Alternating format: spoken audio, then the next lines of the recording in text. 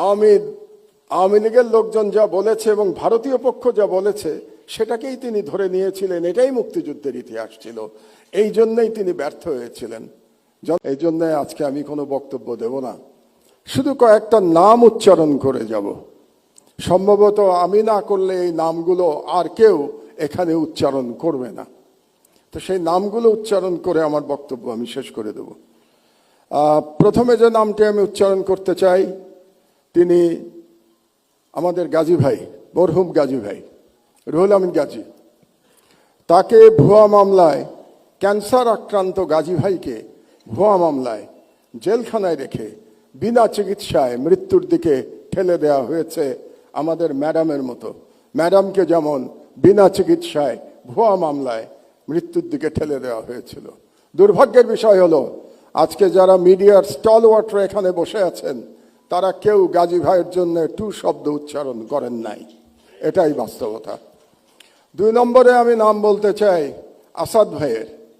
আসাদ ভাইকে আমাদের মধ্যে প্রবীণতম সম্পাদক, তাকে ছাত্রলীগের গুন্ডারা অফিসে ঢুকে দাড়ি ধরে নামিয়ে পুলিশের কাছে তুলে দিয়েছে এবং বছরের পর বছর তিনি জেলে থেকেছেন।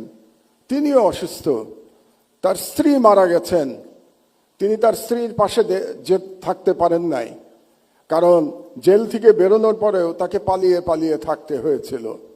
আসাদ ভাইয়ের জন্যে কোনো এলিট সম্পাদক আওয়াজ তোলেন নাই, এটাই বাস্তবতা। বাংলাদেশের সংবাদ মাধ্যমের বাস্তবতা ছিল 16 বছর।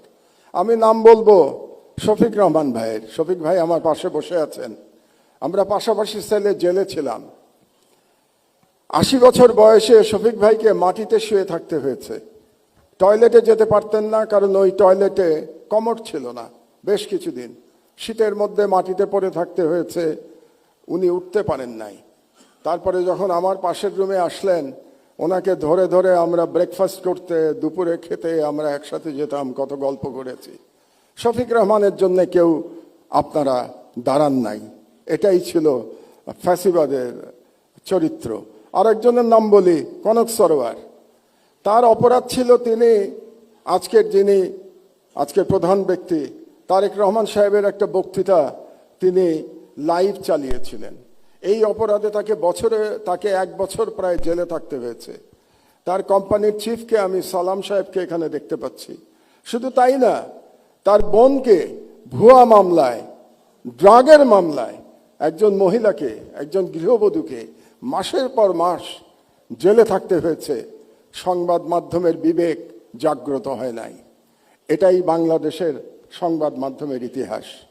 তো এই নামগুলো আমি বললাম এই জন্যে, আমি শিওর আমি না বললে আজকে বুকে হাত দিয়ে প্রত্যেকে বলতে পারবেন কেউ আপনারা এদের নাম বলতেন না আজকে, এই জন্যই আমি এই নামগুলো বললাম। আর আমি জনাব তারেক রহমানকে একটা ছোট্ট পরামর্শ দিয়েই বক্তব্য শেষ করব, 1 মিনিট। শেখ মুজিবুর রহমান মুক্তিযুদ্ধের সাথে জড়িত ছিলেন না, তিনি জানতেন না মুক্তিযুদ্ধ কিভাবে হয়েছে, এবং তিনি ফিরে এসেও জানার চেষ্টা করেন নাই মুক্তিযুদ্ধ কিভাবে হয়েছে। তাকে আওয়ামী লীগের লোকজন যা বলেছে এবং ভারতীয় পক্ষ যা বলেছে সেটাকেই তিনি ধরে নিয়েছিলেন, এটাই মুক্তিযুদ্ধের ইতিহাস ছিল। এই জন্যই তিনি ব্যর্থ হয়েছিলেন। জনাব তারেক রহমান, আপনি 17 বছর দেশে ছিলেন না, আপনি জানেন না এখানে কি হয়েছে। আপনার বিশিষ্ট লোকজন আপনাকে যা বলেছে এটাই আপনি শুনেছেন, এবং এখন যারা মিডিয়ার নতুন বন্ধুরা আপনাকে যেটা বলছে সেটাই আপনি শুনছেন, এবং সেটাই আপনি মনে করছেন এটাই বাংলাদেশের 17 বছরের ইতিহাস। বাংলাদেশের 17 বছরের ইতিহাস এটা না।